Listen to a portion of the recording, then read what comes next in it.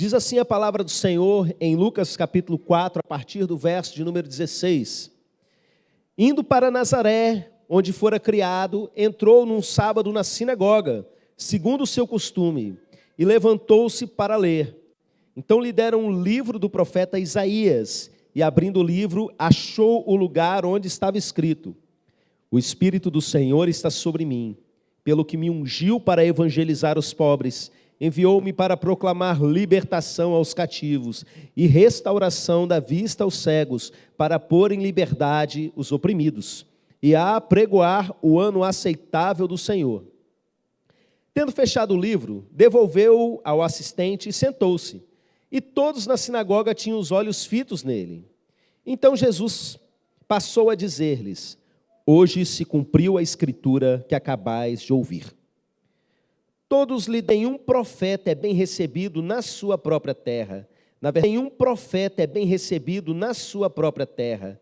Na verdade vos digo que muitas viúvas havia em Israel no tempo de Elias, quando o céu se fechou por 3 anos e 6 meses, reinando grande fome em toda a terra. E a nenhuma delas foi Elias enviado, senão a uma viúva de Sarepta, de Sidom. Havia também muitos leprosos em Israel nos dias do profeta Eliseu, e nenhum deles foi purificado, senão Naamã, o Ciro. Todos na sinagoga, ouvindo essas coisas, se encheram de ira, e levantando-se, expulsaram-no da cidade e o levaram até o cimo do monte sobre a qual estava edificada, para de lá o precipitarem abaixo. Jesus, porém, passando por entre eles, retirou-se. Amém. Vamos orar mais uma vez? Irmãos, normalmente eu peço que você ore pela sua vida e peça para Deus falar com você. Eu quero agora que você faça um pouquinho diferente. Você vai botar a mão no ombro da pessoa que está do seu lado e vai orar para que Deus fale com essa pessoa. Se você está sozinho, olha para quem está perto de você, troca olhares aí, e um pode abençoar o outro. Amém? E se de tudo alguém continuar sozinho, ore pelo seu coração, ore pela sua vida. Enquanto vocês oram uns pelos outros, eu vou começar orando pela turma que está em casa nesse momento. Ô meu Pai, fala com os meus irmãos que estão lá de longe, mas estão ligados no que está acontecendo aqui. Obrigado por esse recurso da internet, meu Pai. Aqueles que não puderam vir, ainda assim podem ser alimentados pela Tua palavra, que o Senhor os alcance lá também, que a Tua misericórdia, a Tua graça seja derramada sobre eles, meu Deus, em nome de Jesus, que todos eles sejam alimentados pelo Senhor. E eu oro, meu Pai, por todos esses que aqui estão, meu Deus, que essa noite seja uma noite de derramar da Tua misericórdia. Cura pessoas aqui nessa noite, liberta pessoas aqui nessa noite, salva pessoas aqui nessa noite, meu Deus. Que seja um tempo de manifestação clara e evidente da Tua presença no nosso meio.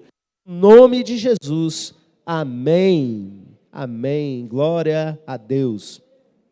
Irmãos, a minha maneira de preparar a mensagem, como eu tenho inclusive ensinado para a liderança da nossa igreja, é sempre perguntando para Deus o que Ele quer dizer. E às vezes, depois de algumas mensagens pregadas, é que eu olho para trás e vejo o que Deus está desenhando, porque Ele me mostra um texto, eu prego num texto. Ele me mostra em outro texto, eu prego em outro texto. E depois eu olho e vejo que tem um assunto sendo costurado, como se fosse uma série de mensagens planejadas, didaticamente organizadas. A gente ouviu nas últimas mensagens, meus irmãos, com exceção da mensagem do Natal, a respeito da presença de Deus no meio da igreja. De como nós podemos atrair essa presença, honrar essa presença, meus irmãos. E nós não estamos falando dessa presença geral, de que Deus está em todos os lugares, de fato Ele está em todos os lugares. Nós estamos falando dessa presença da promessa, essa presença que se manifesta de uma forma toda especial em determinados ambientes, onde, cumprindo as suas promessas, Ele diz que se manifestaria, e você está num ambiente cheio da presença do Senhor. Amém. Nós adoramos ao Senhor de todo o nosso coração. O Senhor habita no meio dos louvores. Nós estamos reunidos no nome do Senhor e a promessa que ali Ele estaria, meus irmãos. Quando eu toco nesse assunto, eu me lembro de uma noite, há vários anos atrás. A gente já tinha construído as paredes, mas acho que não tinha pintura ainda, a gente estava naquele processo. E eu sei que o Ministério de Louvor estava aqui, começando o culto. Já tinha tocado o primeiro louvor. E eu olhei para aquilo que estava acontecendo, eu estava daquele lado. E eu fiz uma leitura espiritual, meus irmãos, muito negativa, sabe? Eu olhava, via o Ministério de Louvor que não conseguia se entrosar, parecia que cada um estava fazendo uma coisa. Eu olhava para a igreja, o pessoal apático sem adorar.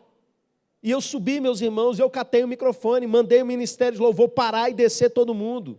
E comecei a pregar para a igreja no início do culto. E eu virei e falei assim: irmãos, tem um espírito maligno aqui, agindo para atrapalhar esse culto. E eu repreendi o demônio, vou repreender agora o microfone, hein? Eu repreendi o demônio, manifestou numa jovem, e a gente expulsou o demônio e continuou o culto, já deu aquela chacoalhada nos irmãos, né? Eita, a mulher já deu um grito lá no meio, o pessoal já começou, pera lá, o negócio não é brincadeira não.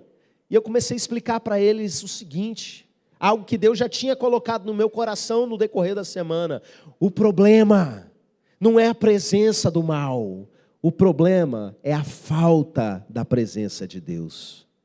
Não é o diabo estar presente, é Deus não estar. Esse é o desespero, é isso que não pode acontecer. O problema da escuridão é que a luz não foi acesa. É falta de luz, o escuro é simplesmente falta de luz. E eu dei um sabão nos irmãos naquela noite, meus irmãos. Eles pararem de apresentar um culto ao Senhor cheio de pecados, sem quebrantamento do coração, sem adorar de todo o coração. A gente rompeu alguma coisa naquela noite. E eu sei que de lá para frente, coisas começaram a acontecer de maneira diferente. A presença de Deus foi mais honrada, foi mais valorizada no nosso meio, meus irmãos. Precisou acontecer aquele momento ruim. Mas presta atenção. Isso é uma coisa que a gente precisa estar sempre entendendo, buscando e crescendo. Porque o fato da gente estar com Jesus no nosso meio não significa que a gente dá o valor a essa presença. O texto que a gente leu, Jesus estava numa sinagoga que todo mundo conhecia ele. O lugar que simplesmente ele tinha crescido. É como se no futuro vocês vissem aqui uma dessas crianças que fica aqui correndo na hora do culto, sabe? Pegar o microfone para pregar. Você estava aí um dia desse tacando o carrinho na cara dos outros, né? Passando o carrinho na parede aqui, brincando, e vem agora dar sermão. Mais ou menos isso que estava acontecendo. Só que Jesus tinha passado em várias outras localidades, tinha passado, por exemplo, em Cafarnaum, e saiu curando todo mundo. E de repente ele chega na sua própria terra, ele abre a escritura, ele lê uma profecia de simplesmente cerca de 700 anos antes dele. Olha quanto tempo, gente. E Jesus abre e fala: hoje está se cumprindo essa profecia. Irmãos, não é pouca coisa não. O próprio Deus encarnado na frente deles, abrindo a Bíblia, que é a palavra dele, e dizendo que essa profecia de 700 anos atrás, que todos vocês já estudaram, hoje está se cumprindo. Eles olham para ele assim: vem cá, esse cara aí não é o filho do seu Zé? Mateus, contando essa história, ele detalha um pouco mais, ele fala: e não é filho da Dona Maria? E não estão aqui os irmãos dele, o José, o Simão, o Judas? Esqueci um, tem 4.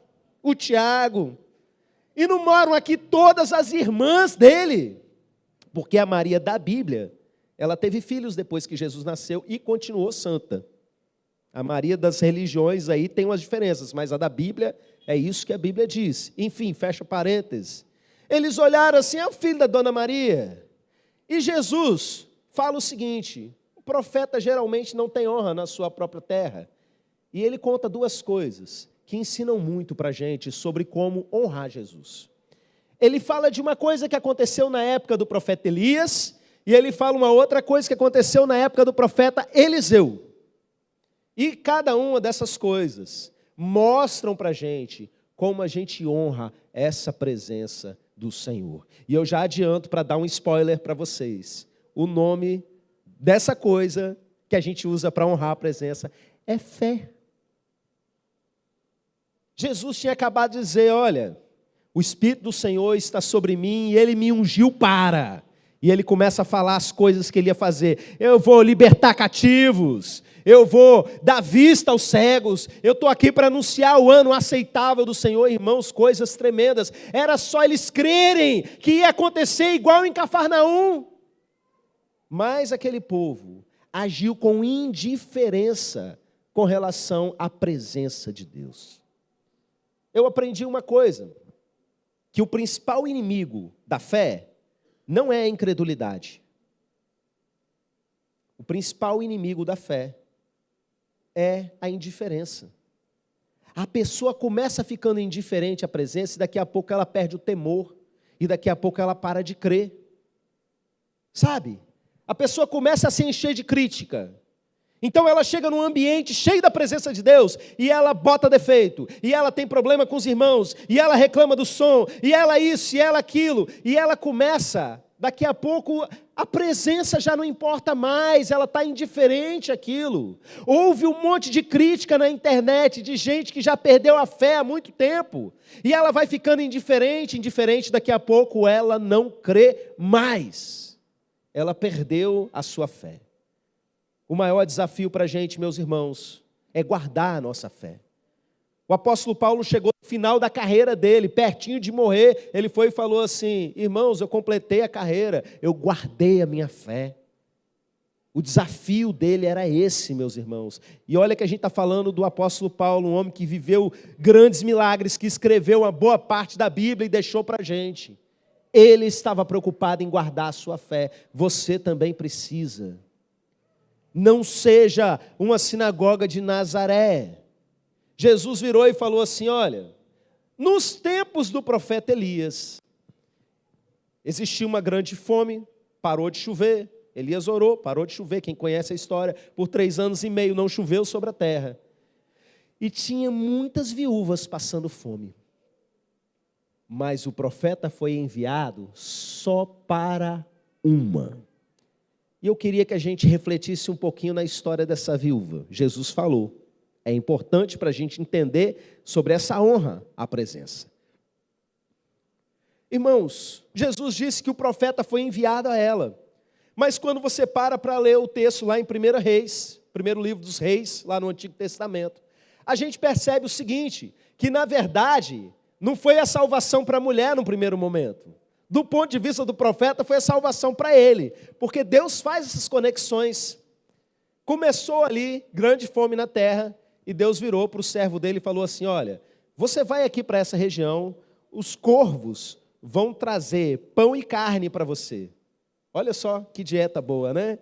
E tem um riacho aqui que você vai beber água. Irmãos, água fresca, carboidrato e proteína, e ele ia ficar lá de boa. Só que com a seca, o que aconteceu? Secou o riacho que ele estava bebendo água. Irmãos, a gente está falando de Deus, que mandou o corvo trazer comida para ele. O mesmo Deus que fez com que lá no tempo de Moisés saísse água da rocha seca no meio do deserto e está jorrando água lá no mesmo lugar até os dias de hoje. Os turistas vão lá e ficam espantados no alto da pedra lá, no lugar mais seco, jorrando água até os dias de hoje. Mas secou ali e ele não fez a água sair. Ele vira e fala assim, você vai agora lá na região de Sidom, que eu dei uma ordem para uma viúva que tem lá, para ela alimentar você. Aprenda uma coisa sobre a provisão de Deus. O João Vitor deu um testemunho lindo aqui, sobre a experiência dele com Deus. Às vezes, Deus muda o canal que Ele está usando para abençoar a gente, mas a fonte continua sendo Ele. Às vezes ele vai tirar você de um emprego. E às vezes vai fazer você depender de alguém para sobreviver. E não é para você ficar em desespero. Ai, como eu estou humilhado, pobre coitado, presta atenção. A fonte ainda é Ele. Ainda que você esteja recebendo cesta básica, o canal pode ter mudado, mas a fonte permanece, o nosso Pai.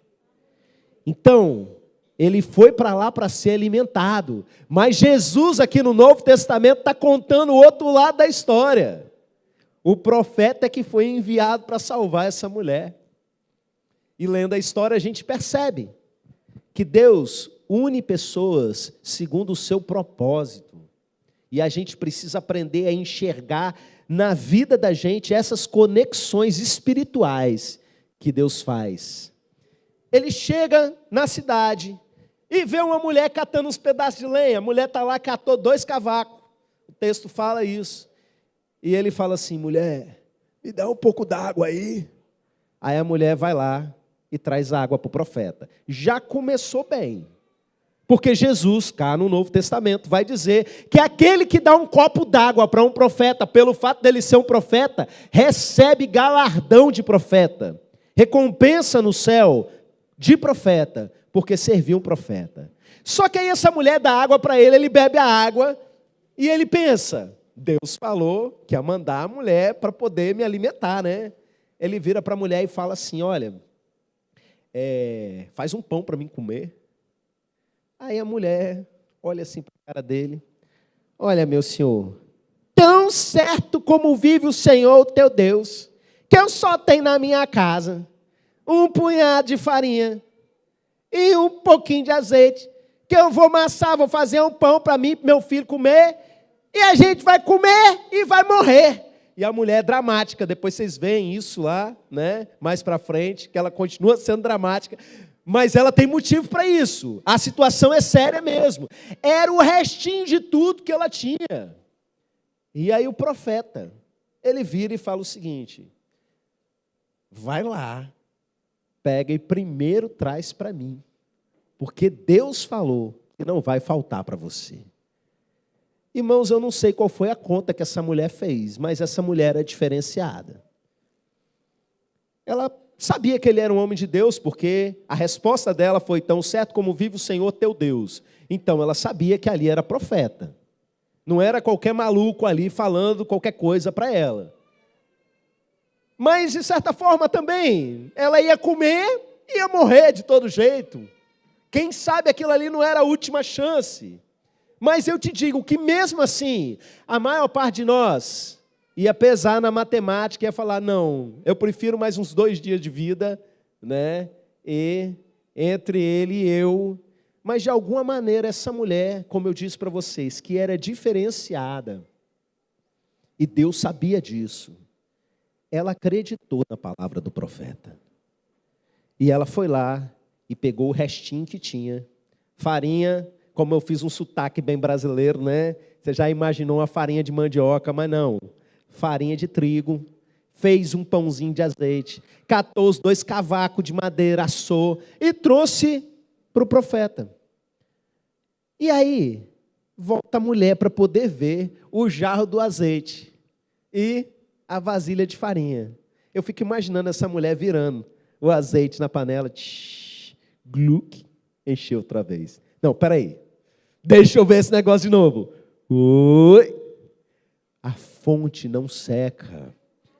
O canal muda, meus irmãos, mas a fonte permanece a mesma. Creia, tenha fé.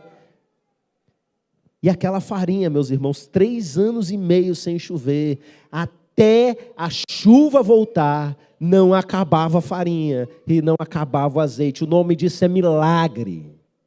É provisão de Deus num nível do sobrenatural. Eu contei para vocês a história de uma irmã, amiga minha, muito amada. De vez em quando ela está aqui na igreja, que a família faz parte. Ela é de outra denominação, mas é aquele tipo de gente que vive o reino de Deus, né?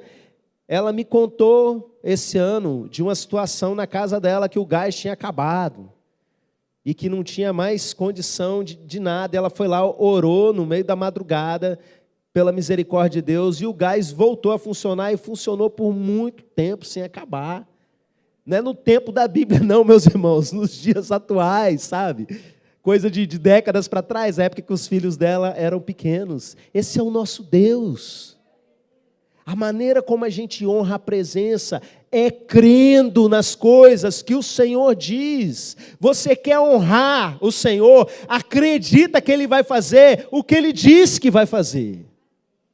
Então, meus irmãos, aquela mulher vive um milagre.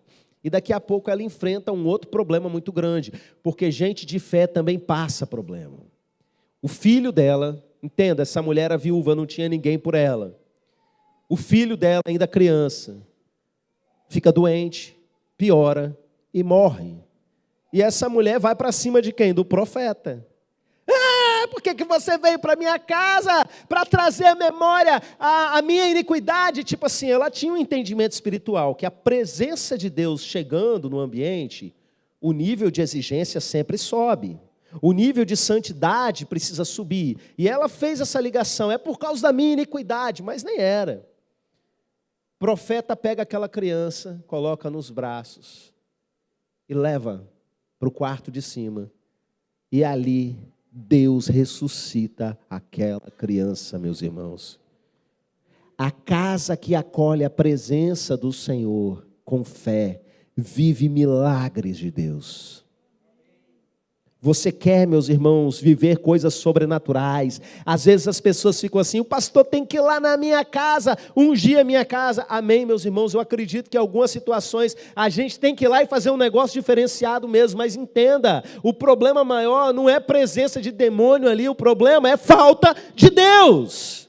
Por que a presença de Deus não está sendo tão forte a ponto de Satanás se sentir à vontade para pintar o 7 dentro da sua casa? Você precisa aprender a atrair a presença e honrar essa presença, crendo nas promessas do Senhor. Aí Jesus fala assim, olha, tinha um tanto de viúva naquele tempo, todo mundo com fome, mas Deus mandou o profeta Elias só para uma viúva que estava ali. E aí, nos tempos de Eliseu, aconteceu algo parecido. Tinha um tanto de gente leprosa, mas Eliseu curou a lepra de uma única pessoa. O que a gente pode aprender dessa história, meus irmãos? É uma história também muito conhecida.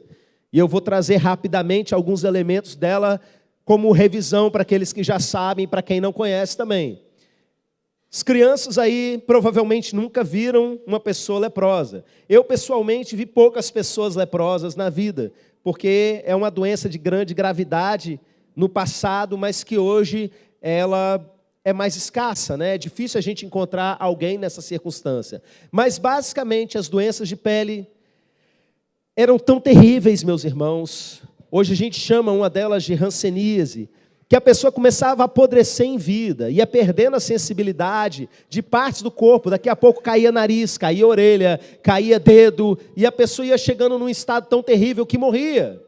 Por conta dessa enfermidade, tinha que ficar isolado. E existia um homem muito importante para aquela nação, perceba, ele nem era do povo de Deus, era alguém de fora, era um oficial dos sírios, do povo inimigo. Esse homem tinha lepra. E quando ele atacou o povo de Israel, ele levou escrava uma menina.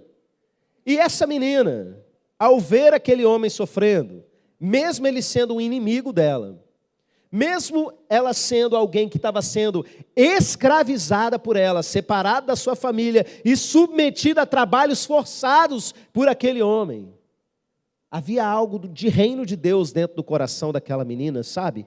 No reino de Deus a gente ora pelos nossos inimigos, a gente quer o bem para aqueles que nos querem mal.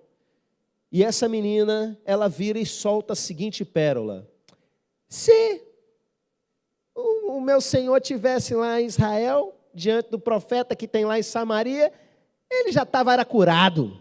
Aí como é que é? Que isso? Tem alguém que cura lepra lá em Samaria? Espera aí. Ele foi até o rei dele, pediu autorização, o rei mandou uma carta para o rei de Israel. Vai ele lá para Israel, manda a carta para o rei fica doido. Meu Deus, como é que esse cara está fazendo um negócio desse? Quem sou eu para curar alguém. Ele está arrumando um pretexto para poder entrar em guerra de novo. Eu estou encrencado mesmo. E aí o profeta Eliseu fica sabendo disso. Pode falar para vir. Ele vai saber que tem profeta de Deus aqui em Israel. E esse homem vai para lá. E quando ele chega, algo muito desagradável acontece. Porque aquele homem ele tinha uma expectativa, sabe? Ele queria que o profeta agisse dentro dessas expectativas. O profeta, gente, nem saiu para falar com ele. O profeta mandou um recado dizendo assim, vai lá e entra no Rio Jordão e mergulha 7 vezes. Esse homem ficou muito revoltado, ele falou, mas tem tal rio e tal rio lá na minha terra, lá em Damasco, que é melhor do que esse Rio Jordão aí. Ele fica mandando eu entrar nesse rio, está pensando o quê? Eu esperava que ele saísse, que ele invocasse o Deus dele, que estendesse a mão e a lepra ia sair. Está mandando eu mergulhar, eu acho que ele ficou pensando, né?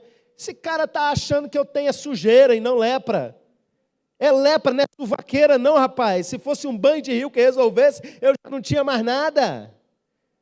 Meus irmãos, esse homem quase perdeu tudo, por conta de não reconhecer a presença de Deus fora das suas expectativas.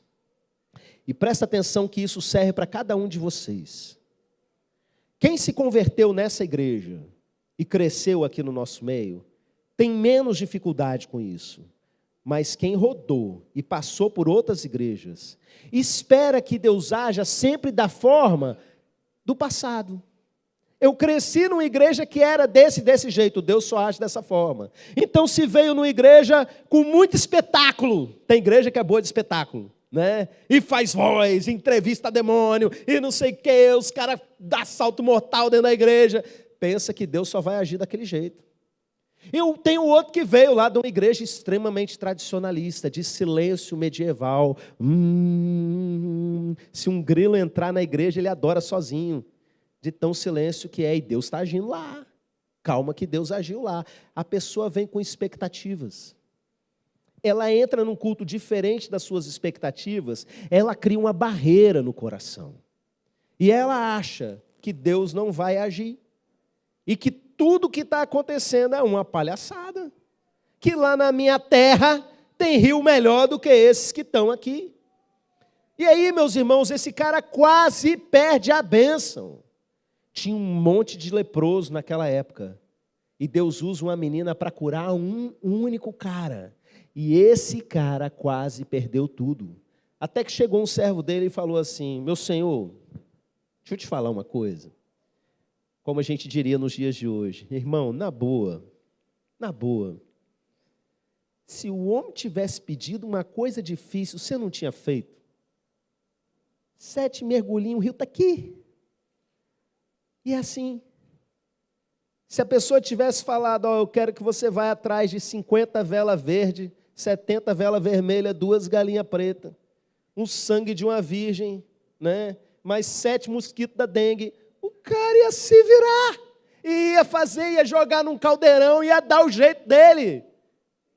Mas às vezes, num ambiente de fé é algo tão simples, meus irmãos. Bota a mão no ombro do seu irmão, ora por ele, deixa ele orar por você. Pronto, a cura já aconteceu. A pessoa, não vou botar nada, esse pastor fica mandando virar para o lado e falar, não sei o quê.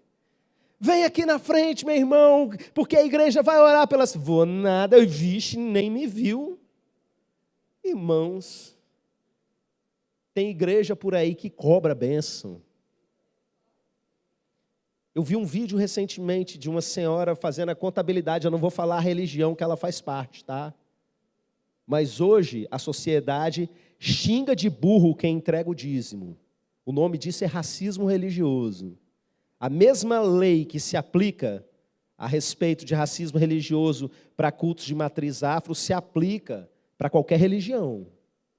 Chamar crente de burro porque entrega o dízimo é racismo religioso. Vocês fiquem espertos.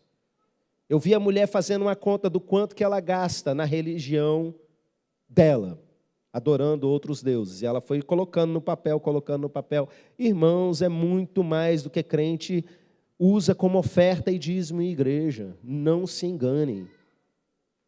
Às vezes as coisas mais simples estão acessíveis, porque Deus sempre simplificou o máximo para a gente.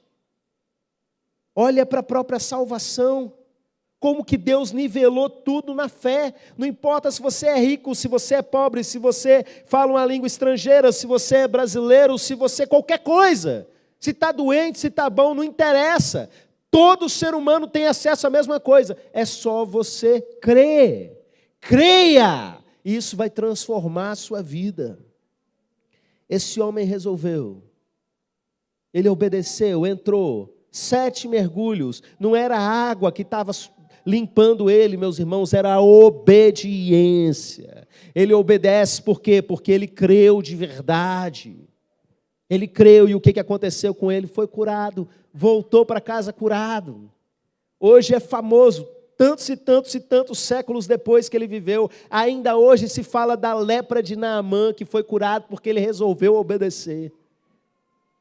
E Jesus, em Nazaré, diz, olha, tinha um monte de gente passando fome, e Deus mandou o profeta Elias para uma só viúva, aquela mulher diferenciada, de fé diferenciada. Tinha um monte de gente leprosa nos tempos do sírio Naamã. E Deus mandou Eliseu justamente para ele, para curar aquele homem. E de repente estava ali Jesus diante daquelas pessoas que sabiam, que tinham ouvido que ele curava, que curou em Cafarnaum. Mas eles, mesmo conhecendo Jesus, normalizaram a presença dele, ao ponto de ficar com raiva da mensagem que o Pai estava mandando por meio de Jesus. Você já ficou com raiva da mensagem pregada? Estava conversando essa semana com um pastor, amigo meu, né, falando que eu não mando indireta de púlpito. É por princípio, desde o início do meu ministério, não mando indireta para ninguém. Mas as pessoas às vezes ficam com um ódio terrível, porque eu falo coisas da vida delas que eu não sei. Aí eu vou lá e falo em cima do que está acontecendo, mas como uma mensagem como essa, né? E gera uma série de situações. Você já ficou com raiva de pregador? O que Jesus estava dizendo era verdade. Eles ficaram com raiva e tentaram matar Jesus. Qual é a sua atitude diante da presença do Senhor em um ambiente? Vamos falar de ambientes.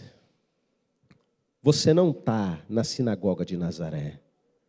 Vou te dar uma boa notícia. Você está na nossa igreja em Nova Almeida. Foi só isso? Uns 3 aleluia? Eu vou ter que fazer de novo. Nossa, que é isso? Eu vou te dar uma boa notícia. Você não está numa sinagoga em Nazaré. Dá um glória. Você está na nossa igreja em Nova Almeida. Quem já viu milagre acontecendo aqui, dá glória a Deus bem alto. Você pode ter respondido só pela empolgação, vou repetir. Quem já viu milagre acontecendo aqui, pausa, pensa um pouquinho, busca na memória. Quem já viu milagre acontecendo aqui, dá um glória a Deus bem alto. Para você que não nos conhece, perceber que eu não estou mentindo. Você está num ambiente de fé. E Jesus disse lá naquela sinagoga, o Espírito do Senhor está sobre mim, e Ele me ungiu para. A unção do Senhor estava sobre Ele, e ungiu Ele com uma finalidade. Essa mesma unção que estava sobre Jesus foi derramada sobre a igreja do Senhor Jesus, e nós somos o corpo de Cristo, habitado por esse Espírito, com essa unção sobre nós. E esse mesmo propósito dessa unção, lá no ministério de Jesus, ele continua na vida da igreja. Então entenda que tudo isso que Jesus disse, serve para essa noite, serve para as nossas vidas. O Espírito do Senhor está sobre mim, pelo que me ungiu para evangelizar os pobres. Eu preguei só nesse versículo, quando eu cheguei da Colômbia. E eu quero finalizar essa mensagem só trazendo aí um lembrete a respeito disso. A unção do Senhor está aqui para evangelizar você.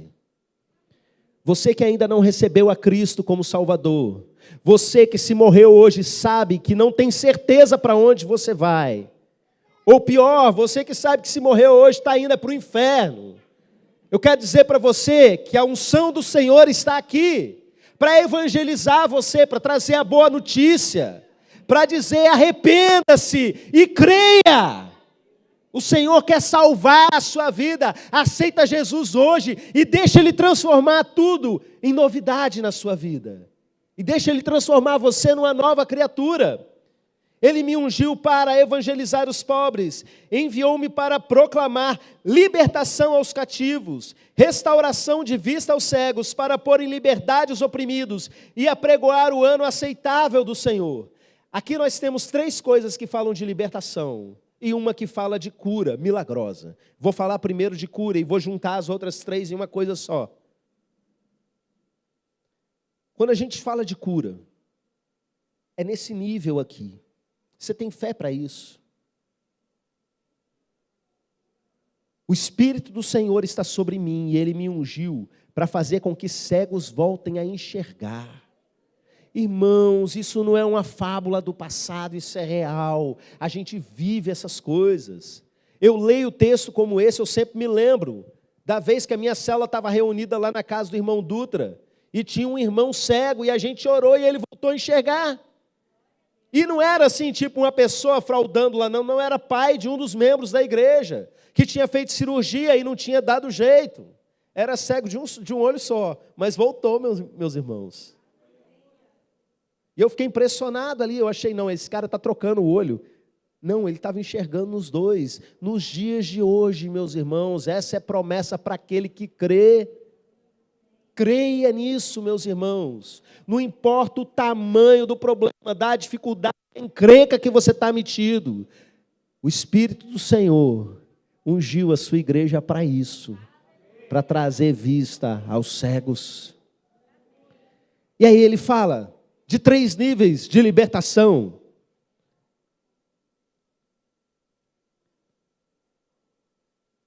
Ele diz o seguinte: proclamar libertação aos cativos, pôr em liberdade os oprimidos e apregoar o ano aceitável do Senhor.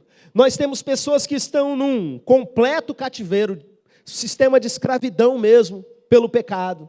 E nós temos alguns que estão aprisionados, mas num nível de opressão. São níveis diferentes, eu entendo assim. Mas Jesus diz que Ele veio para proclamar o ano aceitável do Senhor. E só relembrando a igreja o que isso significa. Irmãos, na lei do Antigo Testamento, existia uma normatização de algo que as sociedades daquela época faziam muito, que eram as pessoas se venderem como escravo. Sabe você que está com o nome no SPC? Se fosse naquela época, você iria se vender como escravo para pagar as suas dívidas. E Deus mandou colocar a seguinte lei: olha, quando completar determinados anos, todo mundo, no chamado ano do jubileu, precisa libertar todo escravo que tiver em casa. Acabou. Ah, mas e se a pessoa quiser continuar como escravo? Porque tem doido para tudo nesse mundo. Vai furar a orelha e vai, para todo mundo saber, eu estou aqui como escravo porque eu quis, e vai permanecer. Então, chegava em determinada época, todo mundo já estava esperando, vai chegar o dia, o ano do jubileu vai ser proclamado, chegava alguém com o chofar, tocava o chofar, e era proclamado liberdade para todo mundo. A pessoa finalmente ia poder voltar para a sua família, ia recuperar a sua vida. Irmãos, Jesus disse, hoje se cumpriu essa profecia. A partir do momento que Jesus veio, foi proclamado o ano aceitável do Senhor. E pessoas que estavam aprisionadas, de repente agora são declaradas livres para sempre. Só para ilustrar, Jesus chegou numa certa sinagoga e veio uma senhorinha encurvada. Ninguém fazia ideia, provavelmente nem ela, que era um demônio que fazia ela ficar encurvada. Achava que era uma doença qualquer. Jesus curou a mulher, eles acharam ruim, porque era dia de sábado, e Jesus foi falar, vocês estão preocupados aqui porque ela foi curada em dia de sábado? Tem 19 anos que Satanás mantém essa mulher nesse cativeiro. 18 anos, que essa mulher estava aprisionada, prisioneira, pelo próprio Satanás com essa enfermidade. E Jesus chegou, pôs em liberdade quem estava cativo, anunciou, chegou o ano aceitável do Senhor. Eu vi o Senhor fazer isso com muita gente e continuo vendo ao longo de toda a minha vida. Se você chegou aqui nessa noite, você está em algum nível de cativeiro espiritual, eu quero te dizer que se você crer, o Senhor vai declarar sobre a sua vida o ano aceitável do Senhor, libertação. Se coloca de pé, meu irmão, minha irmã. E eu tenho uma última coisa para falar para você. Quando Mateus conta essa mesma história da ida de Jesus em Nazaré, ele fala uma frase muito forte, ele diz assim, que ali o Senhor Jesus não pôde fazer muitos milagres por causa da incredulidade daquelas pessoas. O próprio Jesus não foi liberado pelo Pai para fazer milagres ali por causa da incredulidade daquelas pessoas. Como está o seu coração? Você sabe que Ele está aqui. Jesus se faz presente aqui nesse lugar. Como você vai responder a isso? Eu quero fazer um apelo nesse momento. Vamos todo mundo lá para o Rio Reis Magos dar 7 mergulhos. Brincadeira, não vou fazer isso com você, por enquanto. Eu quero que você manifeste que você precisa desse agir de Deus. Eu quero que você diga, eu sou uma dessas pessoas, ou que precisa de libertação, ou que precisa de um milagre, ou que precisa entregar a vida para Jesus, nascer de novo, receber Jesus como Salvador. Talvez se reconciliar com Deus, talvez você seja uma pessoa que está vivendo como não crente, mesmo já tendo servido a Deus no passado. Eu quero chamar você a sair do seu lugar. É algo simples, muito simples, respondendo com fé publicamente. E essa igreja vai orar pela sua vida, porque o Espírito do Senhor ungiu essa igreja para proclamar libertação, para dar vista aos cegos, para libertar aqueles que estão em cativeiro e proclamar o ano aceitável do Senhor. Sai do seu lugar e venha para frente. Todo mundo junto, vem, todo mundo junto.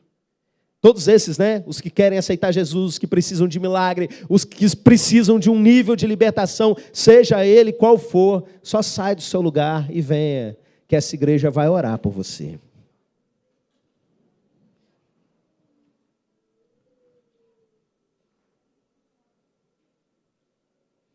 Pessoa, você velhinho, um dia eu fui numa igreja, lá na nossa igreja em Nova Almeida, e naquele dia eu finalmente entreguei minha vida para Jesus. Olha que testemunho lindo que você vai poder dar, de vida transformada, de algo grandioso que Deus fez em você. A gente está orando por milagre, a gente está orando por libertação, por quebra de cativeiro, mas também por salvação. Se você ainda não entregou a sua vida para Jesus, aproveite esse momento e se renda aos pés do Senhor, porque não tem coisa melhor nesse mundo do que pertencer àquele que despedaça todas as cadeias. Amém? Cheguem mais para cá, para caber o pessoal que está chegando. Vem mais para o meio.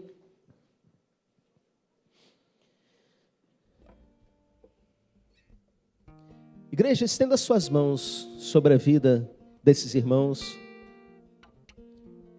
A unção não está simplesmente sobre a vida do pastor.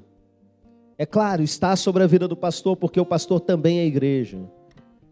Mas o Espírito foi derramado sobre nós. Creia nesse momento que Deus está usando a sua vida.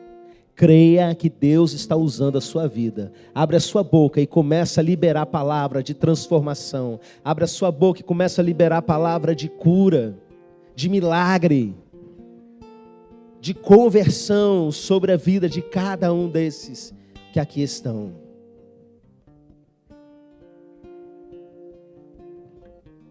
Você que nos acompanha à distância, se quiser colocar aí também alguma manifestação nos comentários de que você também atende esse apelo. Nós também oraremos por você. Você que vai ouvir essa mensagem em outro momento. Da mesma forma, coloca aí nos comentários. E alguém vai estar orando com fé sobre a sua vida, representando essa igreja aqui reunida.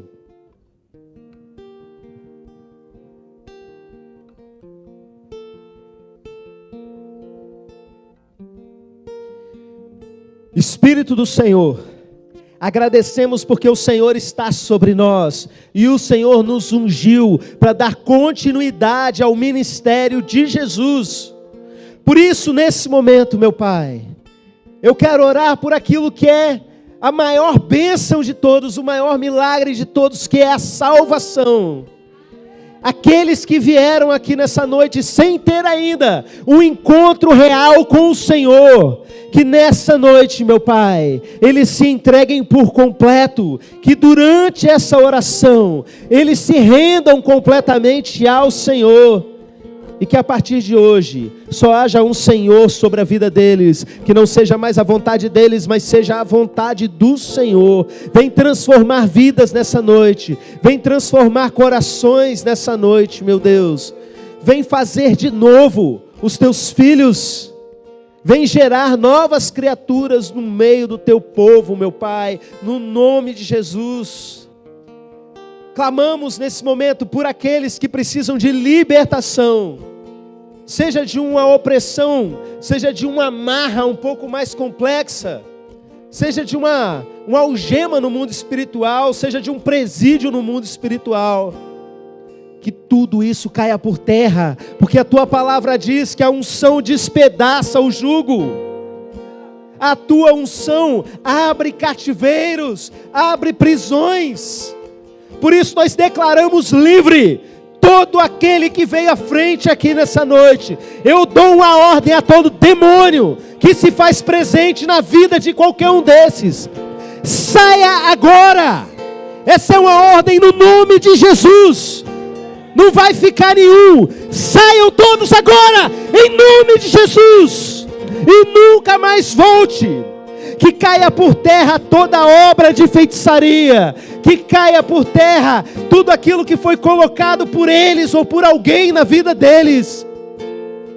Toda corrente caia por terra no mundo espiritual, toda cadeia seja esmigalhada agora pelo poder que há no nome de Jesus. Oramos nesse momento por milagres, meu Pai. O Senhor é o mesmo ontem e hoje. Da mesma forma que em alguns ambientes, apenas uma pessoa no meio de uma multidão conseguiu receber o seu milagre, meu Deus. Nós não queremos ser multidão nessa noite. Queremos ser aquele paralítico no tanque de Betesda, o único ao ser curado no meio daquelas pessoas. Queremos ser como aquela mulher do fluxo de sangue, a única a ser curada no meio de tantas pessoas, a única a extrair poder do Senhor. Que cada pessoa nessa noite que precisa de milagre possa tocar ao Senhor. Nós tocamos ao Senhor como igreja, nós extraímos poder do Senhor como igreja reunida para curar.